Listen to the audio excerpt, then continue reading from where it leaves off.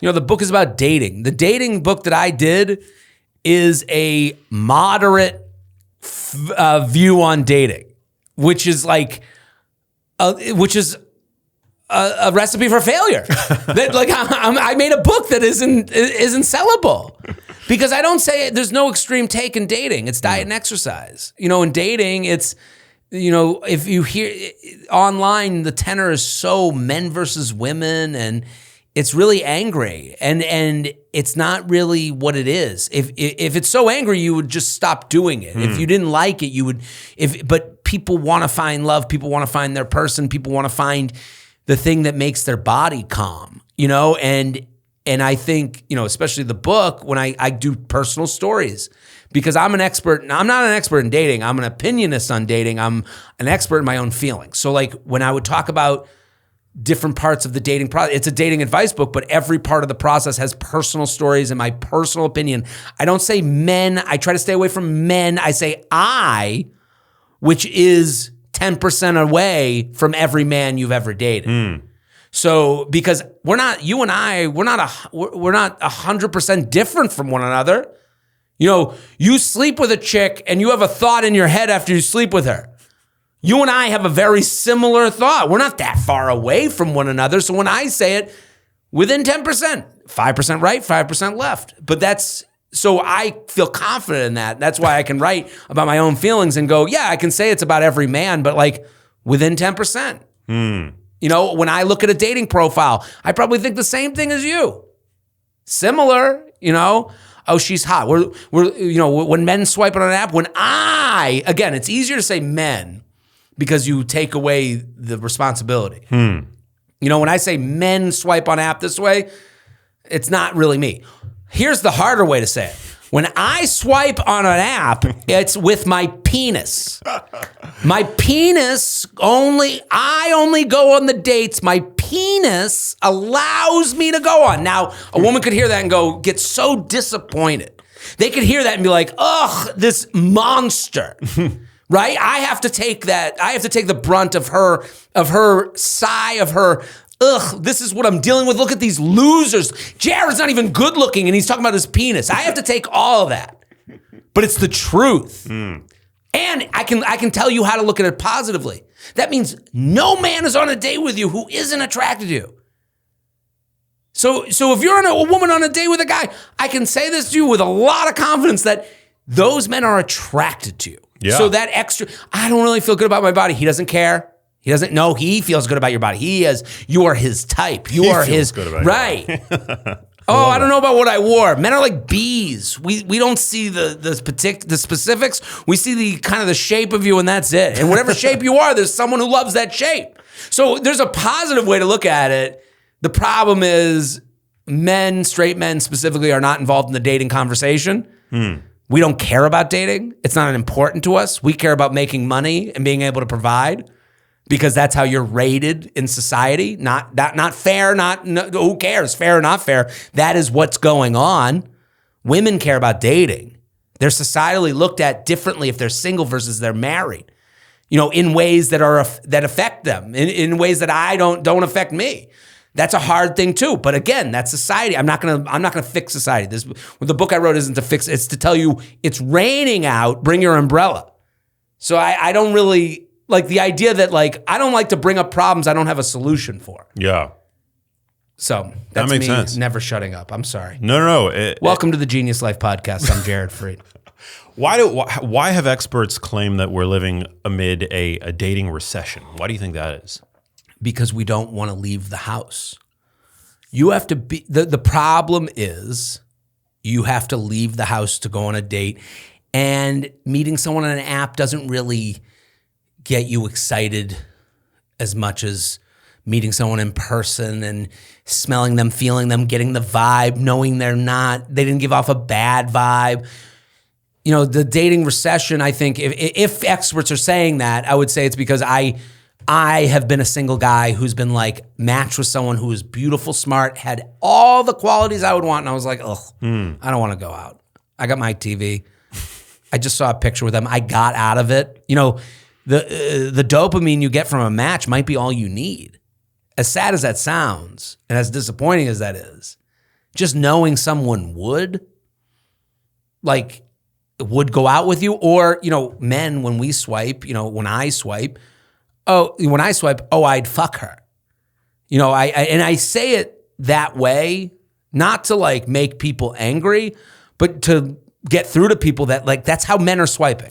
That's your hypothalamus talking. That's the primordial part of the brain that's just I would procreate with that person. Right. Put in more vulgar terms, but it's also to get through to people. Yeah. I'm trying to be realistic with people. I'm trying to be a big brother.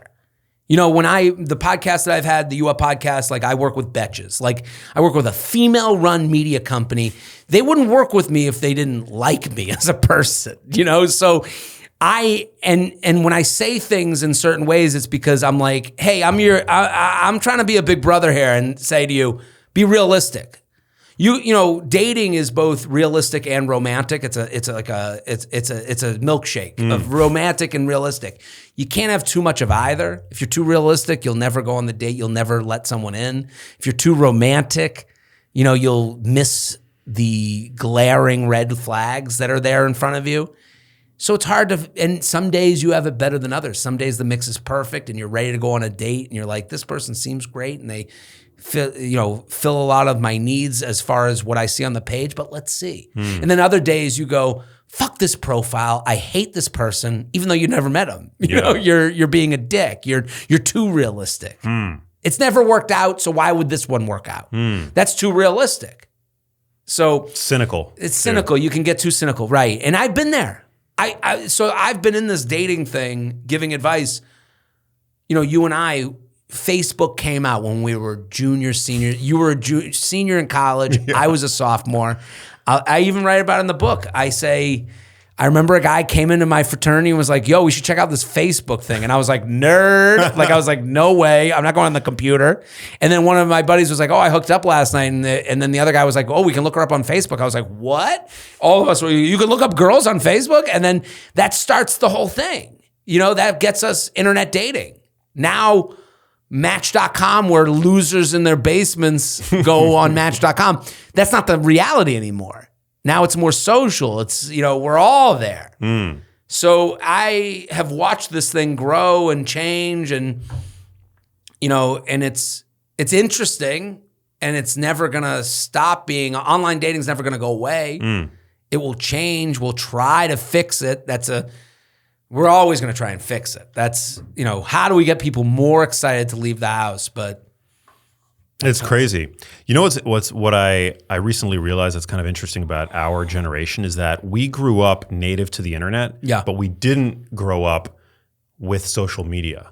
Whereas Gen Z has grown up obviously native to the internet, native to social media and all the pitfalls that come with that. And then of course, older generations didn't grow up with either. We're the algorithm to digital generation. I mean, we're the bridge. It's why our timing sucks. Our timing always feels like it's off. If you're a millennial, we had a great life, but the timing feels like we just missed. We were always too early, too late. Doesn't it feel that way? Anytime I started a job or anytime I did something, 10 years ago, this was awesome. We used to go party after now. It was always what used to be. And it's and yeah, it sucks. But again, it's raining out. Bring an umbrella. You got to figure it out. Yeah. I love my life. I love my upbringing. I love my family. I love, doing comedy. But the puzzle of it, it feels like our generation never gets a break at the puzzle or never has someone that tells you how the puzzle should go. It always feels like we're the ones trying to figure out the puzzle. And Gen Z kind of gets to dine out on that, which again, that's why, I kind of envy Gen Z. I envy boomers. I envy, Gen X a little bit. Gen X really doesn't get heard from much. No. But that's by their design. They were miserable, wallflowers. Every movie about Gen X was I'm the loser in the corner who never talked to the girl, and here's your mixtape. And they were the sulkers, the people that talked to themselves and told themselves, how mean everyone was to them. And then they, now they're the parents of Gen Z who, brought up these little Kurt Cobain monsters. Gen Z's to me, they're like aggressively, they're movers, they're like alpha victims. Like they know how to use their victimhood to get ahead. Like they know the game. Yeah. I don't know. I see it a little more optimistically. Like Okay. I think in a way it's kind of a gift that we are, like native to the internet. We understand the memes, we understand the tools, we understand our brains are coupled to the exponential advancement of technology. Like we get AI, all that stuff. We can parse. Like, have you been on Facebook? Wow. Since the advent of it and the ubiquity of AI, it's funny. Boomers are not handling Yeah, it but have well. you been on Threads? Threads is like a mental asylum. So I agree with you. You go on Facebook, you go, boomers can't handle AI. And then you see on Threads someone being like, do men all have no chin line? And you're like, I'll get you. And you see the responses, all people our age getting angry. Yeah. So it's like all rage bait that we don't even realize is rage bait. So like, it's like meet the new boss, same as the old boss. Like I don't think we're as good at handling our version of AI. I think our version of AI isn't, did you see RFK fought Whoopi Goldberg on The View? And my parents would be like, RFK had to fight Whoopi on The View. Like, that's Facebook version, but our version might be like, I think it's like Threads and someone being like, yeah, hey, I'm just trying to figure out why all men are splitting dates. Like, splitting the tab for dates. And then it creates this comment section, this response, trove of idiots. And I'm like, and I'm looking at their pictures, they all look like me, so I'm susceptible. Dates have gotten expensive though. I was reading, there was a survey put out by, I guess it's an American bank called BMO. The average date now today costs $189, generally speaking, like on average, but millennials are spending the most on a date per date basis, $250. It's probably, yeah. I remember funny. like in 10 years ago, I feel like a date, like or 20, like 15, 20 years ago, I just remember when I was like going on a lot of dates, it would be like $150. Right. Are you married? Are you single? Girlfriend, but no. Girlfriend.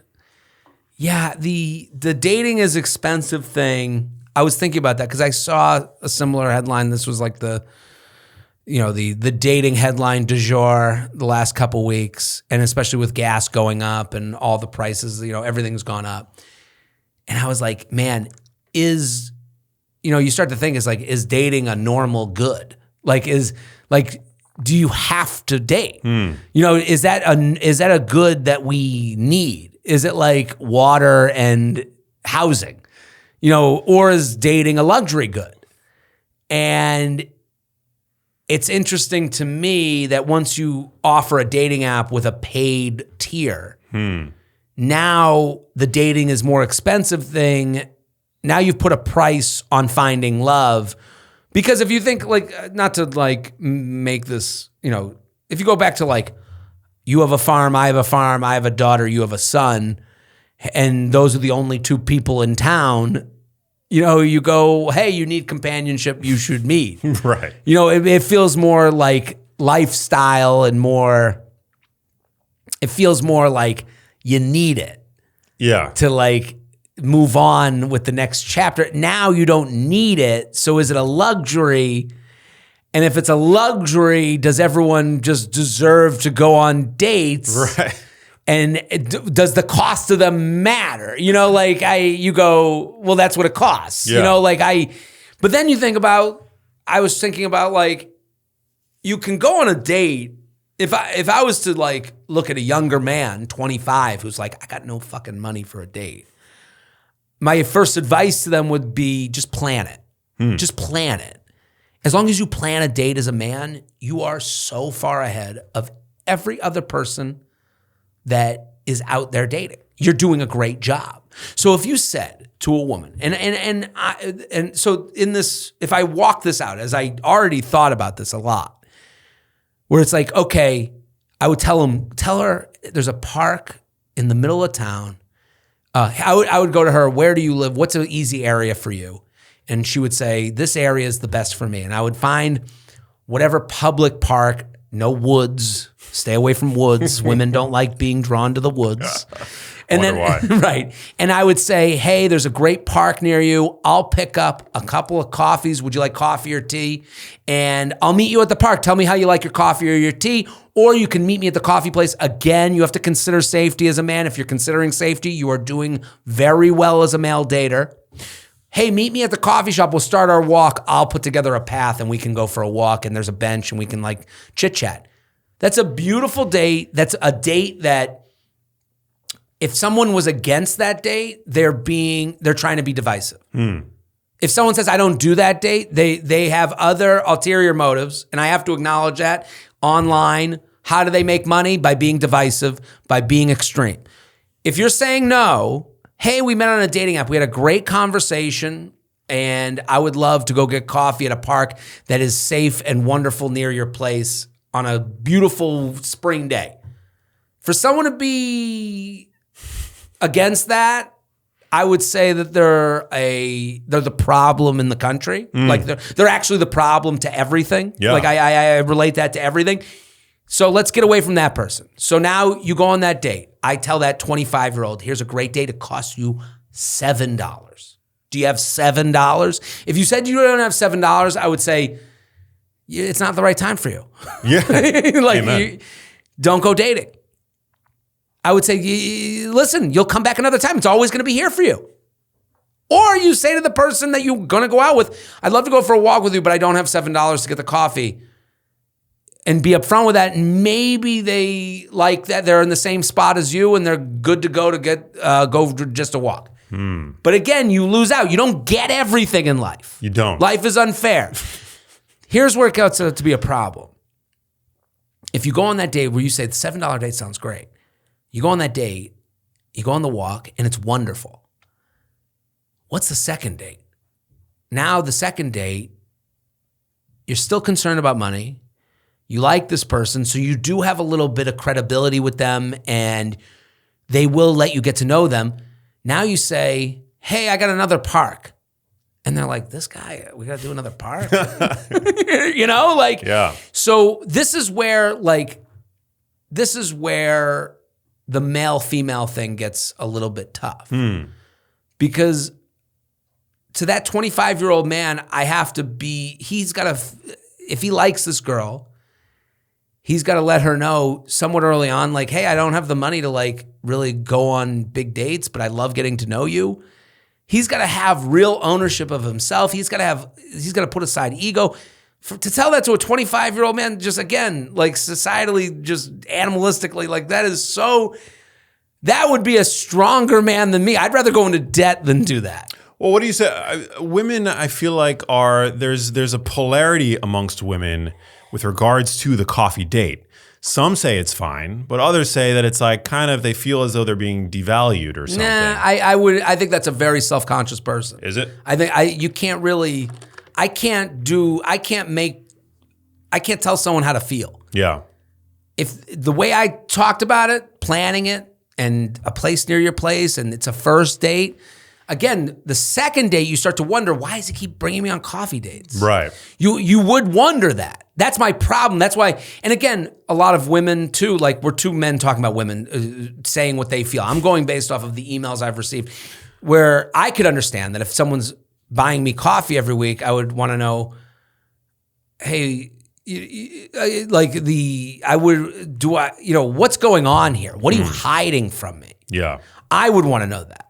And I do understand if the plight of a man 25 who wants to meet a woman and see what happens and see what the relationship could be, if you empathize or want to even hear about that plight, which not a lot of people do, you go, that's where he stands on second date. He's got to be kind of more open than anyone would want to be.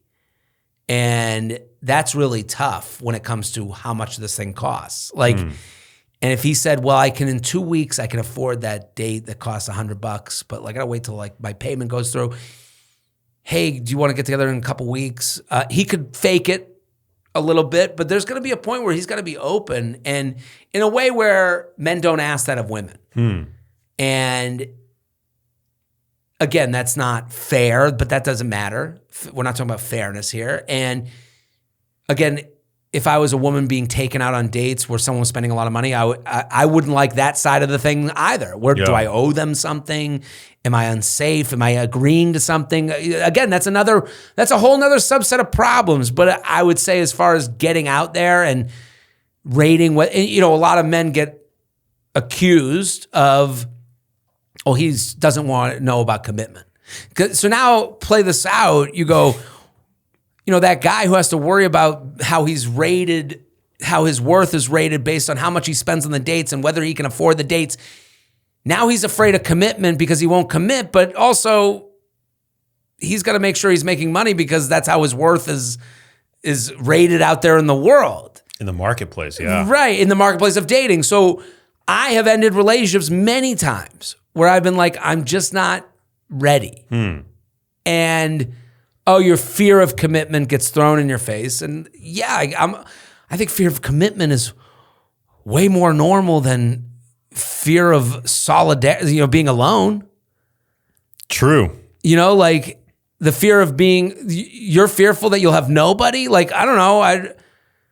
I'm more fearful that I end up with someone that hates me because I'm not the person I thought I could be. There's a pattern that's been described as puffer fishing. Have you heard of this? Okay. Puffer fishing is a pattern where someone begins to emotionally distance themselves or display avoidant behavior the moment a relationship starts feeling serious, intimate, or emotionally real. I called it classic slow fade. The classic slow fade where you fade into the mist. Yes. Hey, that was fun. Great time. Hey, we should get together this week. Oh, I got to cancel this week. I'm going on the road. It was easy for me because I was on the road. So over time, I could slowly disappear into the mist. I feel like that was coined in Sex and the City way back in the day as... everything's been done on Sex and the City. The minute you get into dating conversations, they've done every topic. They've done it very well. That's why the idea of like, it's hard to date today. No. It's been hard to date forever. The tools are different. It's hard to build a house, but with just a hammer. It was hard to build a house, with whatever's the tools is that you use in the future. There's always... Sex and the City nailed it. They did. Nailed it. And, they have the cab light theory. They have a thing where it's like, if his cab light's on, how could I disagree with that? But that also, they're basically saying if his cab light's on, he'll take whoever's next.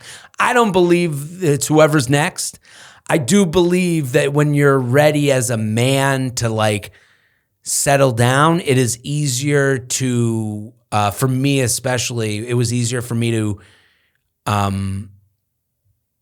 give more of myself and give more and have experiences with a partner that felt more like real. What would the dynamic be? I would put up a wall if I wasn't ready, before I was ready. But I also thought I wanted a relationship. That's the other thing. Like I always thought I was okay to get into a relationship. I always thought if the right person came along, and I still believe that. Like if the right person feels right, you kind of push through it. Where are you at? Are you single or are you? I'm in a relationship. You're in a relationship. So I was dating around, and then I dated this woman that I had met in person, and then on the apps. We had like the story of like we met at a show, and then matched on the app, and then got together, and then dated a little bit, and then I ended it before it got to the next level because I just wasn't there. And then for 2.5 years, we didn't speak. And I thought about her over those 2.5 years. And then I was also writing this book, and I was like reviewing these instances we had together. The book is really about the 2.5 years of us not being together, because I remember I got the book deal, and then her and I were talking, and then we got back together 2.5 years later. She's like, so what's going on with the book? I was like, I actually wrote about things that happened with us. Whoa! So writing the book brought you closer together with the person. Right. It's hard to explain because it's like I don't want anyone to think that my story should be theirs. Yeah. Because it's the last advice I would give. Yeah. If I was to give advice on it, I'd be like, if someone ends it with you, have them write a book and reflect on everything that ever happened with you guys. But that's not going to happen. So like anytime the book, basically the way I wrote it, I had a ghostwriter because I've never even read a book. So I'm like, I can't do this on my own. And the ghostwriter, the way we worked it out, Taylor, who's amazing, she's a comic. And I was like, I want this to be a funny book because dating is hard. Hard enough, it doesn't have to be so serious. I want to make jokes. And Taylor is a writer for the John Oliver. And I'm like, and she does stand up, and I'm like, okay, this is a perfect. And I wanted a woman to put these stories through. Yeah. Tell me, disagree with me, tell me where I'm wrong. And I basically, with Taylor, I was like, email me every night. When you write a book, you have the outline, and this outline's very thorough.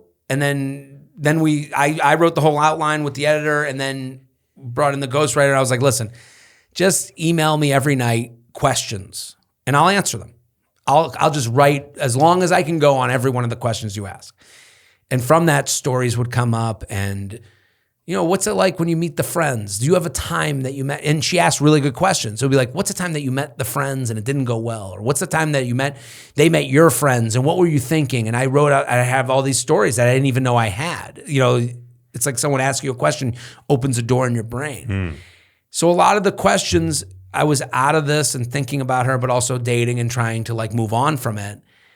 And a lot of the questions that got me telling stories about things that I did in that relationship or other relationships that I kind of was like, I would have done that differently. I would have done this the same. This is why I did this. And over the course of 2 years, now you got a book. And we have a thing in the book called Vera, which is the voice of every woman, kinda. And it's basically questions that Taylor would be asking me. Because we were like, okay, what if she's getting angry about it, or not angry, but like if she's like, what the fuck, what does this mean? That's something a woman might think. So that's why we have this Vera character in the book where it's like, hey, well, what about this? Or what about that? So that because I'm willing to answer any dating question for myself. And that's what I've always done with the podcast and with You Up is like, I'm an open book, and I'm here to debate it with you. And I'm here to say I'm wrong. Like, listen, or also dating from a straight male perspective is disgusting. Why is that? Because we're, again, as I said in the beginning, we are fuck first, figure out the rest later. That's just our mentality. Or go on the date because you want to fuck first, and then figure out on the date if you want to be, if you find. It's actually, to me, I think a nicer way to date. I would how many dates I've gone on with girls that I ended up like getting along with, and then they're like, at first I didn't find you attractive at all. I'm like, ugh, what? I didn't want to be with someone who doesn't want. I thought we were both liking each other. It's just, I think when a lot of women go on dates with men, again, it's the ick. The ick is a big subject now. The ick, which I define as, you went on a date, one thing happened, you don't want to fuck them. You can't even go any further, which is funny. Men don't get the ick, right? There's no such thing. So I did it in my special for Netflix, and it's really what, like, I had a Netflix special, and that's what kind of brought the book along. The publisher saw I'm a guy talking about dating in a way that women can relate to, and so I think that's what got me to do this book. But the ick was like a big part of the special because I had heard the name ick from like British Love Island at the time, but it wasn't like this big thing. And then the only reason I started talking about it was that a friend of mine was like, oh, he wore khakis. So I was like, I'm out. Do you think we have too many icks? Do you think women have too many icks? No, I don't think there's such a thing. I think that's like, there's no to anything. You are you, and that's how you feel, and you're allowed to be turned off. Like, am I too much? No, one person's too much is another person's just right. Like that's the reality of dating. Amen. Right? So like, but like what I think what the position women get put into that we don't have to deal with is you're being picky, I think Women are told they are old the minute they turn 21. They are told you are and we hear it from them. How many girls did you go to college with senior year? They're like, we're the grandmas. We're the grandmas. I've never said I'm the grandpa. I've been 27 forever. So this is, again, good and bad. There's good and there's bad to that. Bad because if I'm 27 forever, I never think of settling down. Now I'm 41 and I'm like, how old will the kids be when I'm 50? Women are thinking about this all the time. So they're looking at a partner and they're going, so the ick to me, and again, the only way the ick is fun is if one woman's ick is another woman's husband. The minute it gets into mean territory where men get offended online, but I don't think you're really dealing with men. The men that tend to respond to dating stuff online are losers. They're not the normal. I think they're an extreme version because men don't care about dating. When we talk sports, TV, who's funny, look at this stupid person. Like we're fucking around. Self-care, improvement podcasts, those are all women's spaces, generally. Those are, they're doing more work on themselves than we've ever done, which, again, fine. So, but the ick conversation, so when they get mad, when men get mad at the ick, it's usually someone who's just like sitting at home being like, why are you fucking with me? I'm already a loser. Because if a guy, I talked about on the special, jumping over a puddle. If you don't want to fuck me after jumping over a puddle, it's because you were questioning whether you wanted to fuck me to begin with. Is that an ick? Is that a common ick? Yeah, it's an ick. It's out there. Huh. Tying your shoes bunny ears. I went around the country. I did this bit for 2 years. I went around the country asking all crowds, anyone got an ick? Before people were even talking about ick. And I got everything. I go in the special. It's on my YouTube channel. You can watch my special. They gave it back to me from Netflix. It did so well they gave it back. So it's on my YouTube channel. Wow. And you can watch the ick bit. And there's one woman in Buffalo. She was like, I got the ick because I imagined him missing the bus and chasing it. He didn't even miss the bus. Yeah, was there even a bus? Right. So because I think in a lot of places, women are told, go out with him. See, he's a nice guy. Go with him. He checks these boxes. I've never been told that. You and I, when we went on a date, do I want to fuck or no?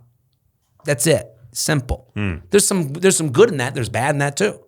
So when women are going on dates, is he safe? Is he on a successful track? Is he motivated? I've never thought about whether a woman is motivated. Does he make me feel safe? Right. All these things. Again, I do get to those at a certain point, but it's reverse. Yeah. So the ick comes from, I'm trying here. And then he jumped over a puddle and it's like, what a fucking loser, I'm out. It's the straw that broke the camel's back. When you say like dirty fingernails, that's not an ick, that's a turnoff. The language is important. Because when you're saying when a guy's rude to waitstaff, now you're just saying like a dickhead guy. No one wants to date someone who's rude to waitstaff. Yeah. But if you say like he doesn't know how to hold his fork, he folds his fork a certain way, yeah, someone would date him. Someone would fuck him. It wouldn't ruin everyone's day. You know what? I'll tell you that I have very few, because you said that icks are mostly like a female-led phenomena, right? We're not making a lot of exceptions to go out with a woman. Yeah.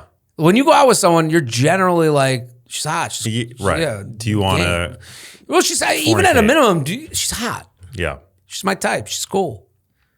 She's a nice smile. It's very like we're simple idiots. I once went out with a girl who I found to be extremely attractive, but I'll tell you that there are very few moments that I can remember feeling the ick. Like the ick is a very, I think, very specific feeling. Yes. And I will tell you though that I have felt it specifically. There's one instance that comes to mind. I was out with this like very attractive girl.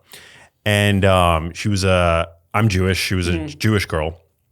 And she used some like Yiddish terms that made me think of my grandma. Right. Like my mom or my grandma. Right. Like I forget what it was. Right. Like, she was some like Yiddish. like term of affection or whatever. It was like completely innocuous, completely innocent, completely sweet. Right. But it just made my landing gear retract into my gut. And you couldn't imagine going down on her and hearing her go, "Oy vey! Oy! Cavalti! Oh, schmeckle to the left!" It's like that. And she was very attractive. Yeah. But that was an ick for me. I have that with Jewish stuff. Like, an ick for me was always like, if we didn't connect, when people who weren't Jewish or were like, tried to say they were Jewish, like when I would have someone be like, well, I grew up around Jews, so I get it. I'd be like, fuck, I hate that. That was always like a turn off for me. Cause I was like, no, only Italians say we're just like Jews. Jews don't say we're just like Italians. It's like it doesn't go both. It's always Italians. Oh, it's the same thing. Yeah, sure. Except for, getting doctorates and going to Ivy League schools. That is so funny. Yeah, it's I feel like today the ick. Do you feel like in a way social media is pitting men against women and vice versa? Well, it's a tough one to answer because I don't want to act like I'm like letting horrible men off the hook. But I do think there was a tweet I saw or a thread I saw yesterday about the jawline. I think you're allowed, I think you're not cast out from the tribe, so to speak. You're not, the internet, the cancel, not cancel thing. I don't really believe in cancellations, but because I don't think you can cancel people. I don't think everyone's is cancelable. Like, what are they going to take away from me? Like my Kohl's cash? Like I don't, I'm a loser, but I think there's on the internet right now, you can just trash men. You can trash men while also being someone who keeps a job and has a social standing. You can be a woman online going, men are horrific trolls and all these short men want to date taller women. Can you believe how ugly men are? You can say these things more allowable than, again, if you reversed and you had men going, look at how disgusting all these women are. You'd be like, that guy, cast him out. He shouldn't be allowed.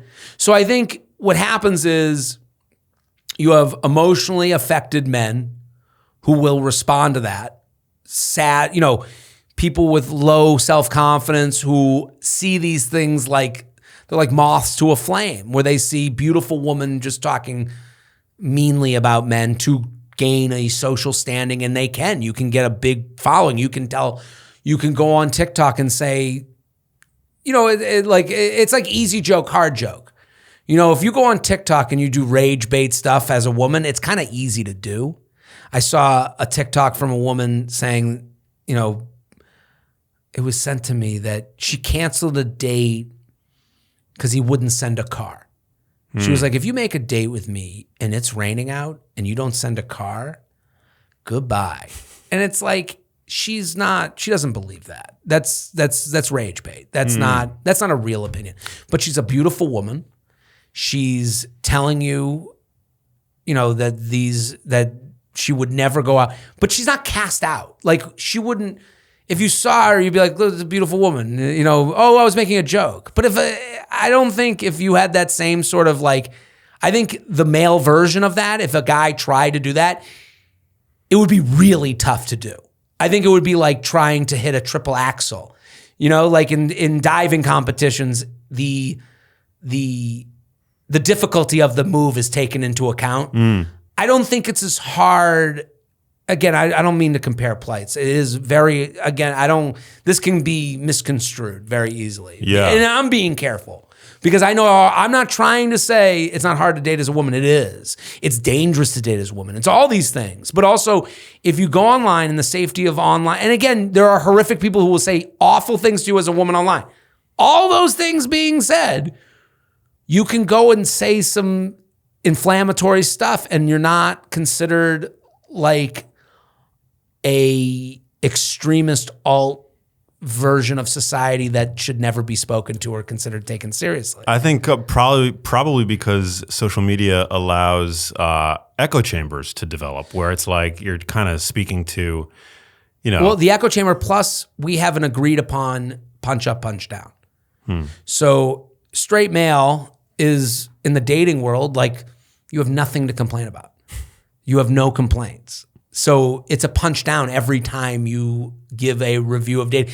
Again, like when I talk about dating, I do think I'm walking a little bit of a tight wire. I want to be truthful, but I also have to understand that like who's consuming what I talk about. It's mostly women because they care about dating. Men don't care about dating. So again, that's even a punch down. As far as if you care about something, don't fuck with that person who cares about it. You know what I mean? Like, so if you kind of see where the forest through the trees, if you see it and you want to make a following online, it is, if you're a beautiful, this woman who wants to talk shit about men, go at it. You got a lot of leeway. You can have fun with it. So it does seem like it's this men versus women thing, but then they're only messing with people who will respond, and it's usually low confidence dudes who are not really people who anyone would want to date. They're not really dateable figures. They're they're the people that are on the they're whatever the maxing community, the looks maxing community. They're a bunch of losers. Those are generally not guys I've ever hung out with, or you probably have never hung out with. No. It's funny. I was in a fraternity. I have a ton of male friends, and they're all guys that women might be like, look at that Chad who doesn't want to, settle down. They all got married. They all have kids. They're all living really nice lives. They're all what people would aspire. A lot of people would aspire to. A nice family, living in a nice town and doing it. So it's like, you don't hear from those guys. No, it's like I think about when I see negative comments on social media, like especially in like the health and fitness world, like you see people who are like, can be even like with credentials after their names, like really vitriolic. And I'm like, nobody that I would ever take any sort of life advice from is leaving negative comments on Instagram. It's like, you're a psychopath. Right. Like, I don't care how many letters you've got after your name. Like, you're probably not a very cool person. Well, it's also like, what's the grift? They're looking to make money. They want people to go look at their name. Who would say such a thing? Oh, they got letters next to their name. Let me go look them up. Yeah. It's a sad world. And that's why, for dating, it does feel like there's this war going on, this identification war. And it does feel like I don't think we're hearing from the men that people are going on dates with. And that's me being a little bit more positive than, listen, the most negative person in the world could undercut me and be like, I went on a date with a guy. Anyone could come up with a story of the guy they went out with that wasn't great, and I would have to say, I'm sorry. I don't. But I think as far as the conversation is concerned, like, people still want to find someone, like, and this is emotional bumper cars. Like, when you date someone, you're not telling them your whole story. You're trying to figure out if you fit together. There's insecurities, there's inadequacies. It's a real fucking mess. And then add in alcohol, and sex. So it's not easy. And then the conversation online is just, I do think what I've been happy with is being able to give like a reasonable male take to these things that is vulnerable and admits to insufficiencies and insecurities and all that. And I think that's why when I say I, like, especially with dating questions I get, I try to think, what did I do in that scenario? Because I've done everything. All the things that get most of the things that get written in about, I'm like, oh, okay. Let me go to the filing cabinet of when I ghosted. Not a proud thing, but when I ghosted, why did I do it? Not for anybody. Is there anywhere, is there over the course of writing the book with your female ghostwriting partner, which fascinating, by the way, that writing the book helped you find or rekindle love in a way? Yeah, I mean, it made me think about what I was looking for, and it made that person be sticking to my mind. And then, and also made me kind of, a big part of the book was addressing in the beginning is like, I do think you have to acknowledge who you are in dating. And I think that kind of gets looked over. Everyone goes, I'm ready. And they don't think about that. And I didn't. Like, there's a whole part about the type of single you are and the type of alone you are and the type of horny you are. Interesting. Yeah, that's the beginning of the book is like, hey, you're a type of single, you're a type of alone, you're a type of horny. What are the different types? So it's like alone, you're like happy alone. Yeah. You're upset with, your friends are all married alone. Your friends are all married with kids alone. You're still upset alone. Yeah, there's a difference between being alone and being lonely. The reason, right, exactly. Because I remember I did a show. I think I said it was somewhere else, but in the book, but it was Dallas. I remember it was Dallas, Texas. I was doing a show at the Dallas Improv, and I asked someone in the crowd, I was like, "Are you single?" They go, "I'm very single."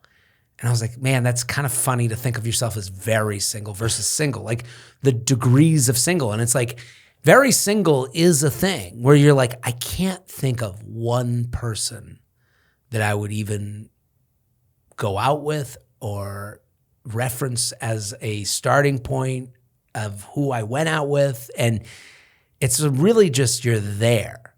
And I've been very single. And then there's like, single. I have a thing where I've done that a lot where I'm dating someone, but then someone's like, are you single? And I'm like, yeah, I'm single.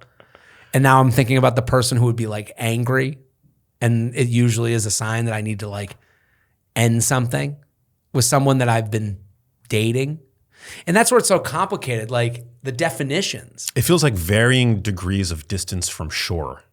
Yeah. Like being very single is just like, I'm like way out in the middle of the Pacific. Yeah. Whereas like, maybe there's like other grades of single where you're a little bit closer to shore. You can kind of see the horizon. Right. And you can see like, well, I've gone on one date with that person and I went on a couple of days with that person and that could, maybe we'll go out again. Or in addressing what type of alone you are is like a big, or the type of single you are. There's single, alone, and horny. Or we address like what type you are. And I had a friend who I gave the book to, and she's like, I got a boyfriend. And I was like, what? Like, I didn't write this book to tell people they're gonna get a boyfriend. Like, I wrote this because I was like, it'll be fun to make fun of dating and make people feel more connected and make people feel like they're not alone in dating, which does feel very lonely. Yeah. But this woman, my friend, she was like, the what type of single you are. She was like, I'm this type of single. And she was like, I pointed at this and I showed the guy that I was dating. I was like, what type of single are you? And she was like, kind of thought he was still in something. She kind of thought he was still like mourning a breakup. And that's all different types of singles. He was like, no, I'm this single. I'm like ready. And she was like, it made me so much more confident to like, no. And I'm like, I can't even believe you used it that way. Like, I can't even believe I wouldn't even think of like showing this to a guy. Like, but it did, if you read these types of singles, which are meant to make you laugh. Oh, okay. I'm single. I'm single, and I'm Samantha single. Samantha single was like from Sex and the City. You're out there fucking, like, which is like, is everyone's right. What are the different types of horny? There's like a lone horny. I need to get the book. I don't even have it. I gotta find it. The horny that gets in the way, of dating. There's a type of horny where it's like a question I get a lot is like, and it's a lot of time from women where it's like, I have this great consistent sex that is safe and someone that I trust, but we're never going to be anything. And letting go of that sex, I'm dating, but I have this person that I have sex with that really like satisfies a need for me, a bodily need. And I don't think you can really date while having this person that like satisfies you sexually. Like, I think that's because then you're in this comparison game, and I think that would be a really tough place. And I think a lot of people do it where they're like, okay, I have this person that we have an agreed upon terms of what we are to each other, and sexually this person makes me feel good, and me, them, and them, I, or whatever it is. But I don't think that's a way to date. I don't think that frees your mind. I don't think there's enough hours in the day and enough ability. It would be tough to then because that's a very rom-com way of looking at dating. Like, well, I have this guy that I sleep with or this girl that I sleep with, and then all of a sudden I met the woman of my dreams. And I said to that other person, gotta go. And I don't know if our brains are mine. anyways. Yeah. Well, and women's in particular, because I feel like for women, speaking not as one, but someone who has a lot of female friends, like it's hard for women. It can be hard for women to uncouple like the physical from the emotional. Right. Yeah. If that's something, I can't speak to that, but I would say like, I just know that like for me, you know, when I was dating with the purpose of like, am I figuring this out with them, but also, you know, being physical with them.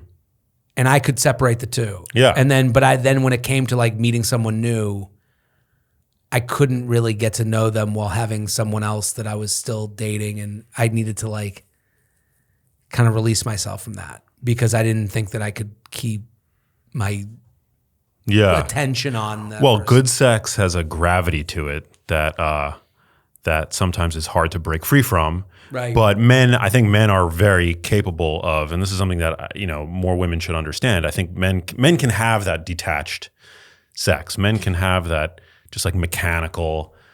In the book. There's a thing about bad sex, and I mean it in the male bad sex way, where, and again, I give an explanation to like bad sex versus good sex, and taking away the obvious of like bad, the idea of like being in a bad situation, like a dangerous situation where I'm talking about like coming quickly and being embarrassed about it. Like that's, male bad sex. But a lot of like male sexual exploits are like about like being able to get to sex. Yeah. Like a lot of the energy for being single for a lot of men is like, can I? Could this happen? Could this adventure happen? And then whether the sex is good or not, like, isn't as much our concern as much as the getting to bed with someone, like, and that's kind of a weird thing that I'm not proud of, but it's real. Like, so like, I think relationship sex is like way more, bodily more fun, like, and I talk about that in the book too, like relationship sex versus single sex, where it's like, single sex is like, do I sleep here? Do I not? How do they sleep? Is this good? Are we safe? Is it, all these things that go in your mind that a relationship sex is like, I think a lot of men, take for granted. The chase for men is so much fun. Yeah. I think and that's something that I was like, hey, I'll go out. Maybe something will happen tonight. And then 3 martinis in, I'm like, I guess I'm going to eat DoorDash, Oh man, that was like most of my college. Yeah. Right. But in the beginning of that, you had this idea, maybe something will happen. That's why I can't be in a relationship, because maybe I don't want to be tied down. I want to be able to go out and maybe something crazy will happen, and generally nothing crazy happens. Well, that's why they say that everything in life is about sex, except for sex. Sex is about power. Oh, okay. Have you ever heard that? No. Yeah. I forget I don't know who originally coined it, but I had James Sexton, divorce lawyer, on the show. He's just a brilliant orator and relationship, just such an insightful guy, and he espoused that. But I think it's also interesting, like, when you're talking about bad sex, like even for a guy, bad sex is still pretty good, whereas the spectrum for women, like bad sex can be traumatic. Well, bad sex for me has always been, I've been bad at sex.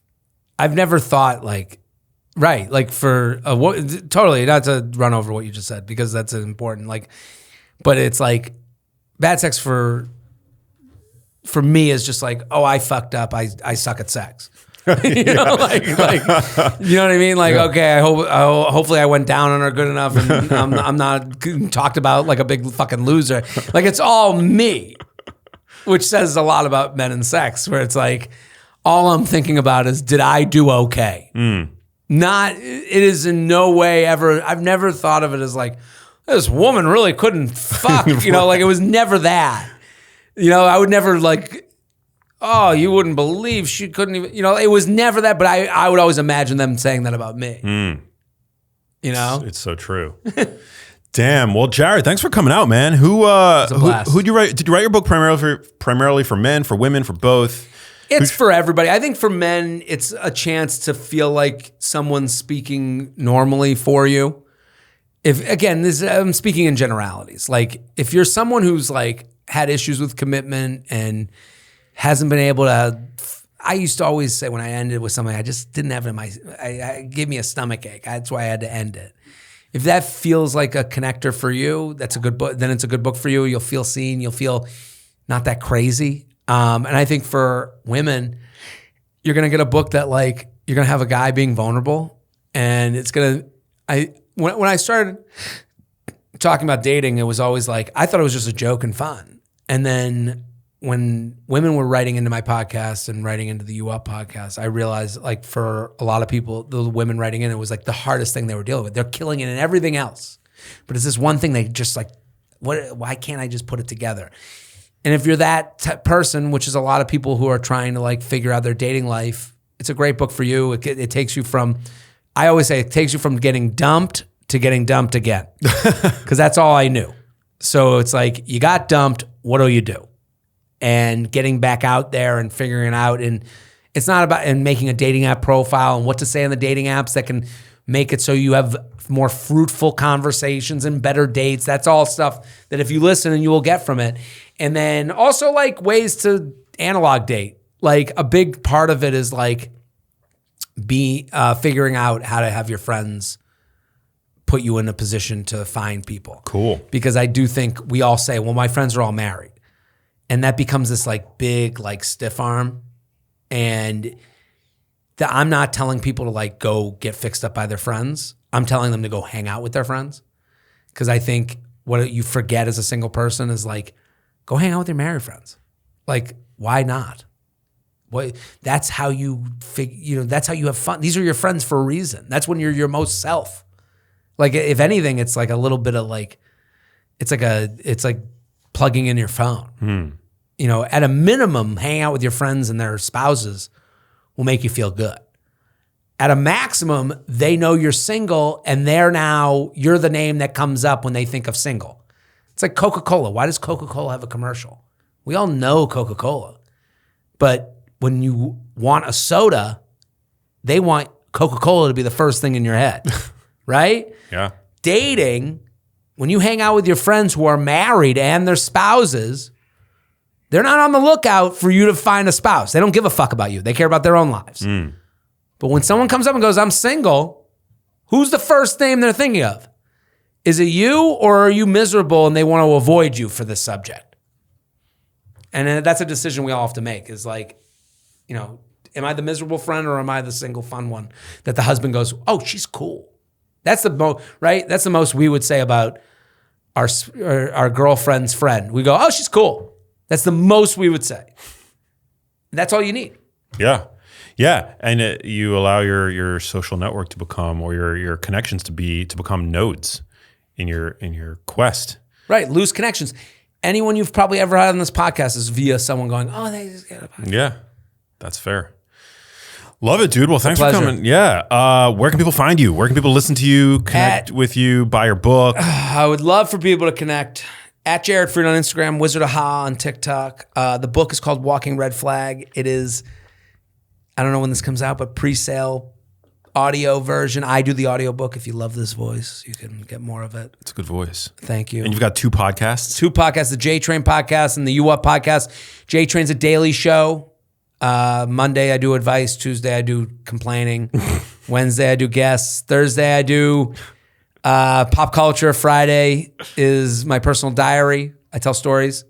And then You Up is a dating advice podcast. You Up is the modern dating advice podcast. I do it with Betches. Fantastic. By the way, love Betches. I was like one of the early guests on Diet Starts Tomorrow. Oh, really? Yeah. I don't know if they still have that podcast, but like, I used to love going on that show. Yes, Sandy and Aileen. They were the first. They started Diet Starts Tomorrow.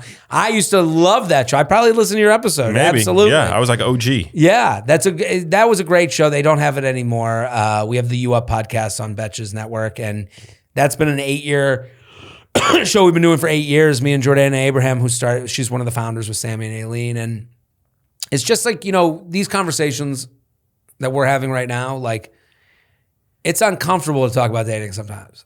And like, I always feel a little weird because like, I don't want anyone to have a worse day because they heard my dating talk. And what I love about our podcast is like, uncomfortable conversation had comfortably. You're going to hear out someone who's not trying to get you. You know, we're trying to like figure out dating and solve it. An unsolvable thing. So yeah, Walking Red Flag is the book. You Up Podcast is the podcast. Jared Fried on Instagram, and you can pre-order and all that stuff. And I'm on the road. I'm doing a book tour. I never shut the fuck up. We love. Please don't. Last question that gets asked to everybody on the show. What does living a genius life mean to you? What does living a genius life mean to me is being curious. You gotta be curious. That's the minute the minute you stop being curious is the minute you're stupid. Like it is, there's nothing smarter than asking questions and being curious. And, if you ever watch Matlock. Never seen it. Or was it Matlock? Where was he? I just tried to use a reference I had no idea how to use. Look at, I'm an idiot.